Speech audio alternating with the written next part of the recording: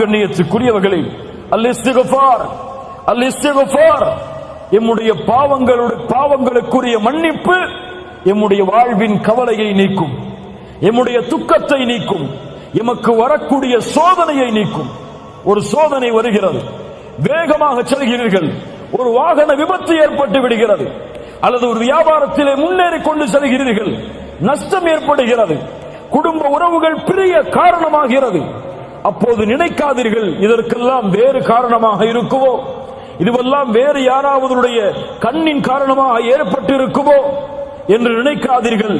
நீங்கள் நினைக்கக்கூடிய முதல் நினைப்பு, என்ன பாவம் செய்தேன் நான், எந்த பாவம் என்னிடத்திலே இருக்கிறது, நான் சோதிக்கப்படுகிறேனே, என்ன பாவத்திற்கு நம்மிடத்திலே மன்னிப்பை தேட மறந்துவிட்டேன், அதை நினைவு கூர்ந்து மன்னிப்பை தேடுங்கள். என் வாழ்வில் நடந்த ஒரு செய்தி. இந்த நாட்டிலே ஒரு வாகனத்திலே நான் சென்று கொண்டிருக்கும் பொழுது ஒரு பெண் என்னுடைய வாகனத்திலே மோதிவிட்டாள். மோதிய பிறகு என்னுடைய வாகனம் அதிகமாக பாதிக்கப்படுகிறது.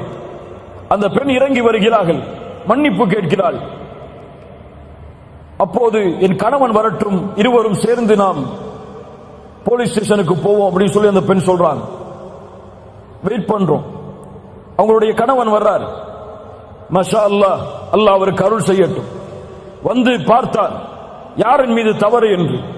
உணர்ந்து கொண்டால் தன் மனைவியின் பக்கம் தான் தவறு என்று ஒரே வார்த்தை தான் சொன்னார். நீ ஏதோ பாவம் செய்திருக்கிறாய், செல் 2 ரக்காத் தொழு, அல்லாஹ்விடத்திலே மன்னிப்பு தேடு, அதற்கு பிறகு நாம் காவல் நிலையத்திற்கு செல்லுவோம். அல்லாஹு அக்பர். அந்த பெண் சொன்னால் பரவாயில்லை, நாம் சென்று விட்டு வந்து தொழுது மன்னிப்பை தேடுவோம். இல்லை இல்லை இல்லை, இதற்கு காரணம் நாம் செய்கின்ற பாவமாகத்தான் இருக்கும். செல், தொழுது விட்டு வா, அதற்கு பிறகு போவோம். அல்லாஹு அக்பர். இப்படிப்பட்ட மனிதர்கள் இந்த பூமியிலும் வாழ்கிறார்கள். ஆம் கண்ணியத்துக்குரியவர்களே, இந்த நிகழ்வும் இது போன்ற நிகழ்வுகளும் நம்முடைய வாழ்வில் ஏற்பட்டால் முதலாவது நினையுங்கள், எந்த பாவம் என்னிடத்தில் இருக்கிறது, சரியாக தொழுகிறேனா, சரியாக ஜக்காத்தை கொடுத்தேனா, ஹஜ் கடமையாக ஹஜ் செய்தேனா, புறம் பேசுகிறேனா, பொய் பேசுகிறேனா, பெற்றோர்களுக்கு மாறு செய்தேனா, மனைவிக்கு நோவினை செய்தேனா, பிள்ளைகளுக்கு நோவினை செய்தேனா, என் ரப்பை நினைவு கூற மறந்தேனா, என் ரப்புடைய தொடர்பில் துண்டித்து இருக்கிறேனா.